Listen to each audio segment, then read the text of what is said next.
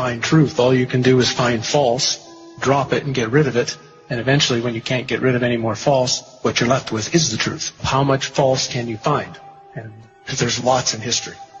I was looking around the internet and came across the images of the 1893 Chicago World Exposition. And it blew my mind because it looked like ancient Rome in the middle of downtown Chicago. And as I looked at it further, well, here's another one in Philadelphia, here's another one in St. Louis, in Buffalo, in San Francisco, and then as soon as they were done, they tore them all down and threw them in the garbage. That just told me there's something wrong with all of these. The story of the expositions is a gigantic lie. And I think it's so huge of a lie because I think they're right at a bridge point when so many things about the 1800s that seem strange and weird, right as this sort of period ends of unbelievable strangeness, and all of a sudden these fairs spring up all over the world with impossible buildings we're talking about, which are colossal structures. Chicago built 700 acres of fair in supposedly less than 2 years. St. Louis built 1,200 acres of exposition buildings. One of the buildings in Chicago, the manufacturer's building, would house 300,000 people. There's a giant statue in the middle of the lagoon. It was called the Golden Lady, and it was known as the Statue of the Republic. It was 65 feet tall. They say it was covered in gold leaf that had copper underneath, but others speculate it was actually made out of solid gold. So you're talking 65-foot high, potentially solid gold statue. We're talking giant structures and looking like ancient Rome with towers and domes and columns and the most fine, ornate pieces to them in these record, unbelievable times. Then as soon as they're done, chuck them in the garbage. Like Jackson Park is a swamp.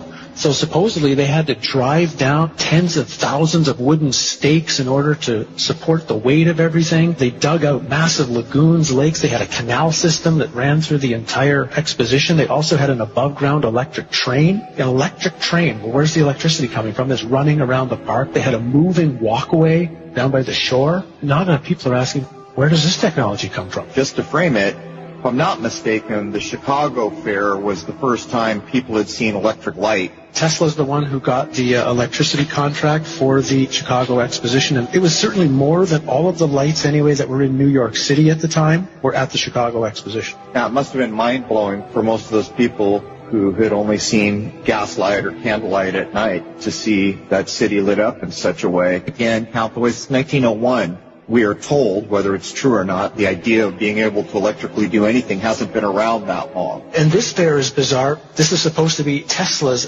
fair, where he managed to somehow move electricity from Niagara Falls to Buffalo for the fair. No one's really explained how he actually did that. And at the middle of the fair is a 395-foot-high electrical tower, on top of which, of course, is a female golden statue called the Goddess of Light.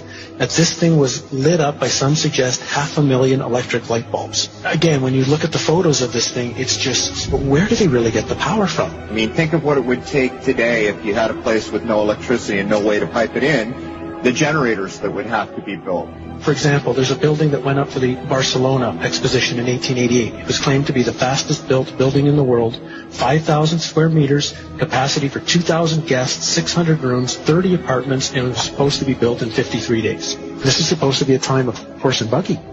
The 2-year building times are actually impossible unless the two most likely theories would be either A, they had a technology that they're not supposed to have, and it really was built in that time frame. Even if they built them, they had to build them out of marble and stone in record time, or the buildings were already there. They'd been there for hundreds or thousands of years, fixed up, refurbished, repainted, hence the term whitewashed, which is the term that was used for the Chicago Exposition, which was paint all the buildings with this brand new spray paint that they had just developed to spray paint all the buildings in record time, so you couldn't tell if anything was old or anything was new. How long did these things tend to stay open? When they built these things, supposedly over 2 years, which is the narrative, how long were they there for? 6 months.